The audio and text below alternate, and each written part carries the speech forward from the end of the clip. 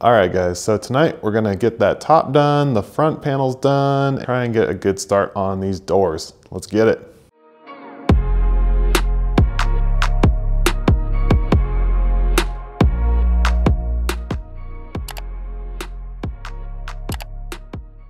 All right guys, now time for a fun part, actually trying to bend this aluminum without a sheet metal brake. I went ahead and did the first one because I didn't feel like recording me screwing around and wandering around looking for my tape measure and figuring out how the heck to do this. So got fairly decent results. It'll work, it'll work. There she is.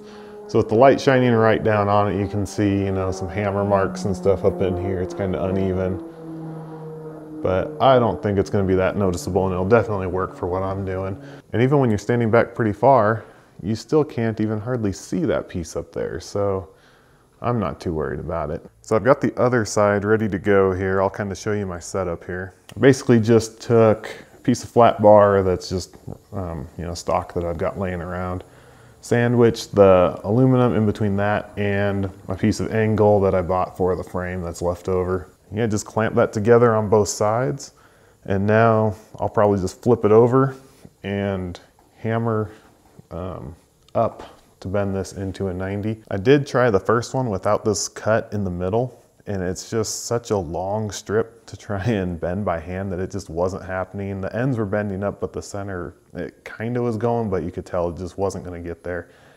So I cut that relief in there, and now I'm bending basically two, you know, 22-inch wide pieces.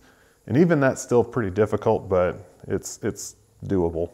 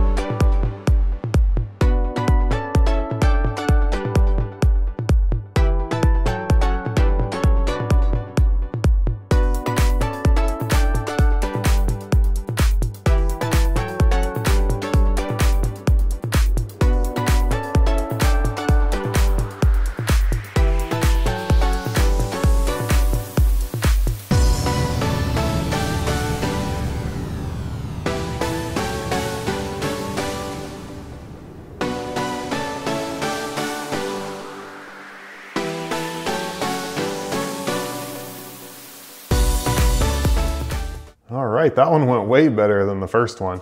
That was like 5 minutes, 10 minutes tops. And that first one, I was fiddling around with that for like an hour. The trick is you can't be scared of it. You just got to go to town. That hammer just knocked it out. The first one I was messing around with a lot more, you know, finessing and trying to bend it nicely. No, just give it heck. So here she is. It's actually not a bad bend. This second half, you probably saw it on the video. It looked like it was getting away from me there. And it actually kind of does. You can feel it. I don't know if you can see it that well. Oops. Right there, it kind of almost got bent in two spots, and I had to straighten it on that top part. I was like, oh crap, got cocky. But once I went to town with the mallet, that kind of just settled everything. It's the story of life. So let's toss it up there, and then we got one more piece to finish out the top of the mill. Ta-da! All right, obviously that top centerpiece is just sitting up there. It's not done. Yeah, didn't turn out too bad. Looks like it'll fit. Gotta tweak the angles a little bit. That one doesn't look terrible, but that inside over here is not 90. That's just an easy tweak. And then I gotta cut that centerpiece to size. And then the extra that's kind of hanging over, like, you know, it's obviously a little bit too wide. I'm just gonna try and bend that down so that it kind of just fits over those two ends, and then I can screw them together. All right guys, stuff is getting legit now. This is like engineered. This whole panel is gonna be that top centerpiece I was showing you a minute ago. These two ends, like back there and right here, will be the front and back of it relative to the mill. And so I went ahead and cut these little guys out on there. And that's gonna be, well, this little guy and that little guy, these tabs. I'm gonna try and bend those down And the reason I didn't bring it out to here is because I measured the 3-inch wide piece of flat bar I'm using as my brake, and then just gave myself a little bit of buffer so that I should, in theory, be able to bend this down, and the same on the other side, bend that down, and then afterwards come in and bend this down and the other end down for the sides. So then this piece bent down will give it some rigidity so it's not flopping around, and it'll give a place to mount like a front plate, like up here, and cover up that empty spot. And then on the sides, it'll kind of come over and just overlap this.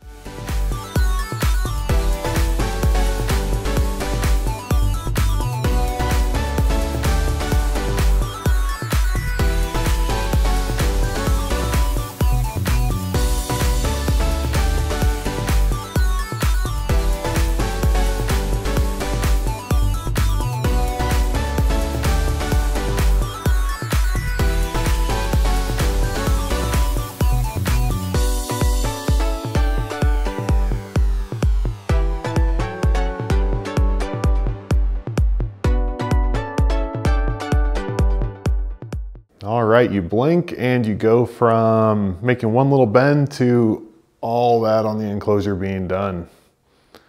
Check it out. That's that little tab that I was bending a minute ago. And then after I bent those tabs, went ahead and bent it down. Let's see if you can see it. There you go. So now it's kind of hanging over the other two pieces. And there's plenty of room on there to put like some screws and everything and make all this one nice big piece. Then I finally went ahead and made these pans as well. So these have a bend on them. Oh, it's so dark. There you go. These have a bend right here so that if anything flows onto here, it'll run off hopefully. And this will be downhill like that. So that should work. And then while I was cutting aluminum, I went ahead and did these two sides. So for the most part, I am done cutting aluminum. Still got to make some little covers for up there. And then the other thing I want to work on tonight is the doors. So I've never cut Lexan before, so looked online a little bit, and sounds like you could do it with a jigsaw, which is what I have, and that's what's most easily accessible for me right now. I saw online they said to use a metal cutting blade. I thought that's kind of weird because you've got such small teeth on a metal cutting blade, but I'm gonna go ahead and try it because hey, I believe what I see on the internet, right? So let's give this a try. I've already got the piece sitting on the ground here. It's actually clear, just so you know. That's just like a protective layer that's on both sides. But yeah, I got it marked out, and I'm just gonna cut about 3 inches off the long side of it to make it a little bit narrower. So here goes nothing.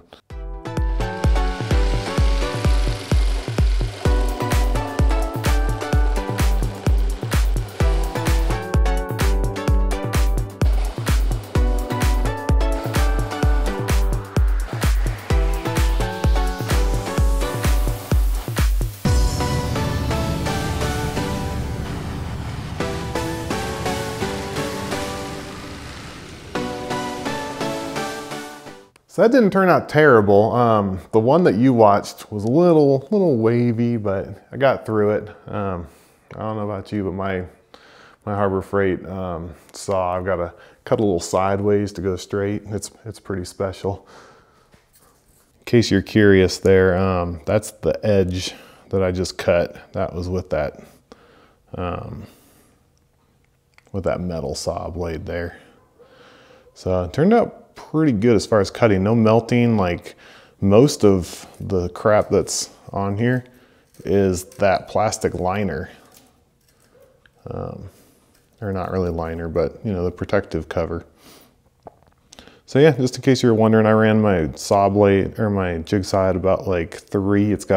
I was looking, it's like 1 to 6 are the speed settings on it. And yeah, 3 or 4.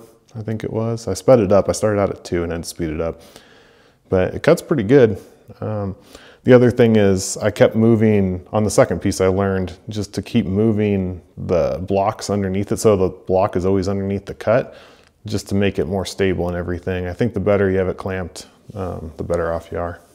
Gonna go ahead and cut the top piece of each door now. So pretty much that's the last piece that I actually have to cut out of fresh material. It'll be 2 top pieces that'll go over there, as well as we'll have a couple pieces that go down like the center here, like the door seam. And that's where like I'm gonna connect some kind of makeshift handles and that sort of thing. So, but that stuff, I think I can use all these scraps over here to get done. Because a lot of them are like 1-inch strips and stuff that I figured out that I need. So I don't know, the crappy thing though is I'm gonna have to cut some of that, and it's already so narrow, it might not be worth trying to cut.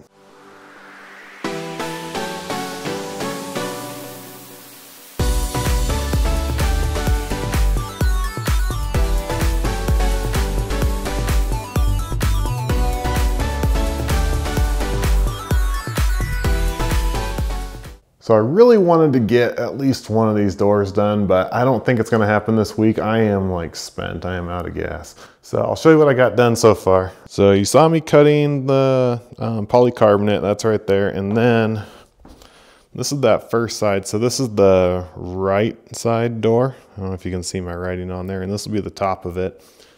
I went ahead and put this little flange facing outward, so that it'll kind of cover up the top of the door track. The door track will be mounted to this outside, and I'll show you that in a second. And then I also put this little flap here so that when the doors come together, this one will kind of overlap in the back or behind the other door and kind of fill that seam so coolant's not getting through the seam. So this is kind of gonna sit up like so on these sliders. So having that little bit curl in there kind of gives the sliders a little bit of cover. Hopefully you could see that and it wasn't too blurry. So it'll kind of look like so when it's up there and the door is closed. I'm not really a fan of how wide that is and how it's cutting off visibility from like the top of the mill. But the other option would be to make that narrower and then add a piece down here. That's whatever you took away from the top. So I might think about it. This is definitely simpler and it's less screws in the polycarbonate, which would be a good thing. But it does kind of stifle your view a little bit. I don't know, at the same time, there's not really much to see up there anyway. It's just the spindle, so, and everything's closed up when it's running, so, meh. So I think I'm going to call it a night, and it is already Tuesday night, which means I got probably a night of editing, a night to hang out with the wife, and then this will be out on Friday. So this is probably gonna be it for this week. I feel like I made a lot of progress by bending all this up, but I really wanted to get a door done. So hopefully that'll be done next week. I will see you guys later.